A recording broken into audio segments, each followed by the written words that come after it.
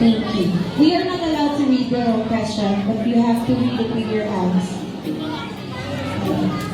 When you have to answer the question. As the Pag-asa ng Bayan described by National Hero Dr. Jose Rizal, I can say for the environment as a student that there is still hope for us to clean the environment. There is still chance and improvements to be made for our country. We need to work together in order to form another community that will make positive changes for our environment. And I believe that all of us are here and every individual can make a difference. I may be young, but I believe and I have strong passion for environmental sustainability and global well-being. Thank you.